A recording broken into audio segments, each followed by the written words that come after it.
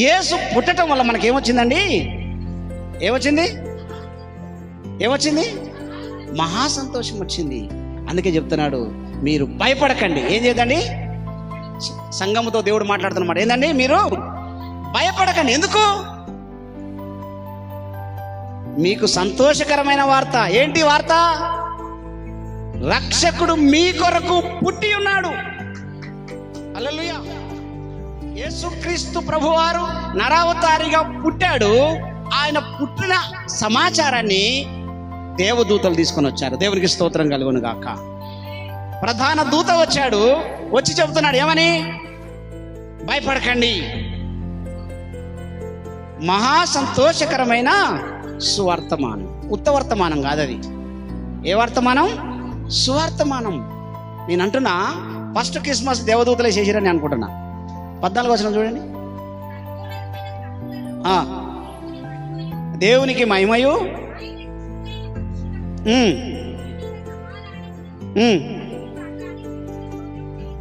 దేవునికి స్తోత్రం. 13 వచనం చదవండి. వెంటనే ఎప్పుడైతే దేవదూత ఒక సమాచారం తీసుకొచ్చాడో, ఏంటా సమాచారము? రక్షకుడు మీ కొరకు పుట్టి ఉన్నాడనే సమాచారంతో పాటు పరలోక సైన్య సమూహం. ఎవరు వచ్చారు? ఇప్పుడు మన తిరుమలగిరికి సీఎం గారు వస్తాడు అనుకోండి. సీఎం గారు రాకముందు ఎంతమంది, ఎన్ని డిపార్ట్మెంట్లు దిగుతాయండి? ఇక్కడ ఎన్ని డిపార్ట్మెంట్లు దిగుతాయండి? మనకు తెలియని డిపార్ట్మెంట్లు కూడా ఇక్కడ దిగుతాయి. ఎందుకు తెలుసా?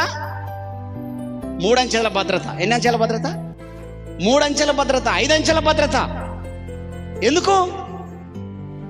ఏ హాని జరగకుండా, ఏ పరిస్థితులు అడ్డం రాకుండా, ఎలాంటి దుష్ట కార్యాలు జరగకుండా ఆ డిపార్ట్మెంట్స్ అన్ని పనిచేస్తాయి. అలాగనే పరలోకము నుండి పరమాత్ముడైన దేవుడు నరావతారిగా ఈ లోకానికి వస్తున్నప్పుడు భూలోకంలో ఉన్న శక్తులన్నింటినీ లయం చేయడానికి, వాటిని ఆటంకపరచకుండా, వాటన్నిటి నుండి ఆ కార్యక్రమాన్ని సమాధానంగా నడిపించడానికి పరలోకము నుండి ఈ భూలోకానికి సైన్యం దిగి వచ్చింది. దేవునికి స్తోత్రం కలుగును గాక. యేసుక్రీస్తు పుట్టుక పరలోకానికి భూలోకాన్ని ఏకం చేసింది. వెనకటికి మన భారతదేశానికి బిల్ క్లింటన్ వచ్చాడు. ఆయన వచ్చినప్పుడు వాళ్ళ దేశం నుంచి సెక్యూరిటీ తెచ్చుకోండా? ఎందుకు మన దేశంలో సెక్యూరిటీ లేదా? Praise the lord. నేను అంటున్నా, పరలోకం నుండి సైన్యం ఎందుకు రావాలి అంటే, చెప్పండి ఇప్పుడు, అదొక ప్రత్యేకమైన సైన్యం. మిలిటరీ దిగుతుంది అప్పుడప్పుడు, మన ఊర్లలో దిగుతుంది కదా. ఇంతమంది పోలీసులు ఉన్నాక మిలిటరీ ఎందుకు రావాలంటే వాళ్ళ అవసరత ఉంది అక్కడ. దేవునికి స్తోత్రం కలుగును గాక. పరలోక రాజ్యం నుండి ప్రభువు వచ్చినప్పుడు పరలోకం నుండి ఆయన సైన్యం అంతా దిగి వస్తుంది. దేవునికి స్తోత్రం.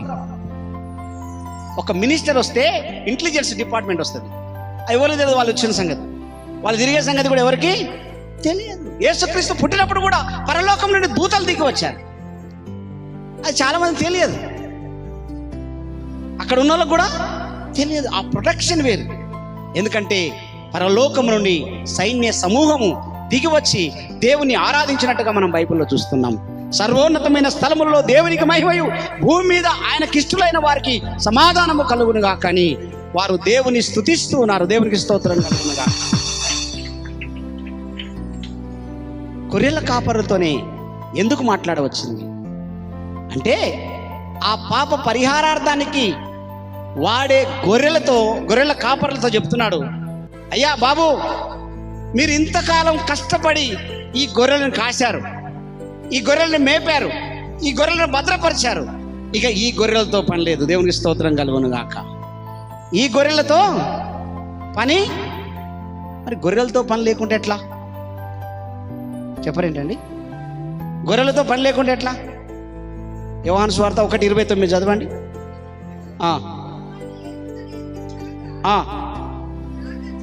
చూచి,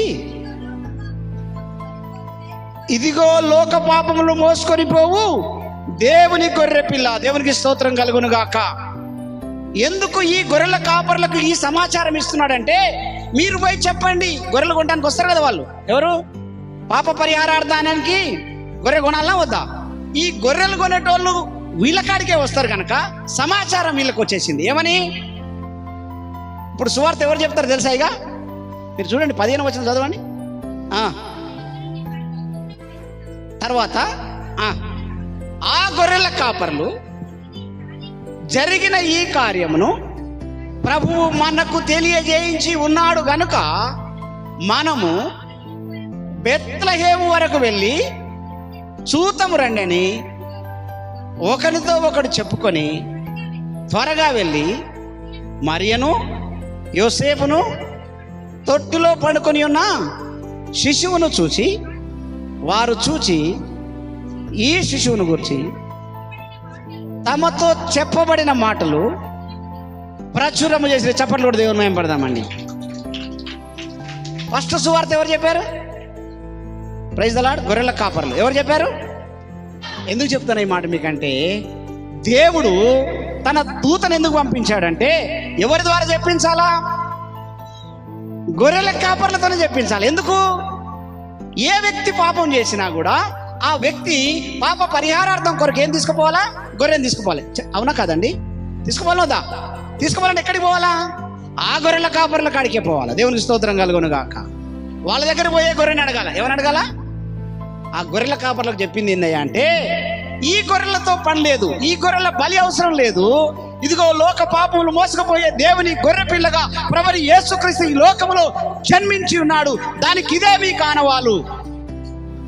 ఒక శిశువు పొత్తిగుడ్డలో చుట్టబడి ఒక తొట్టులో పండుకొనియుట మీరు చూచెదరని వారితో చెప్పాను. దేవునికి స్తోత్రం కలుగును గాక.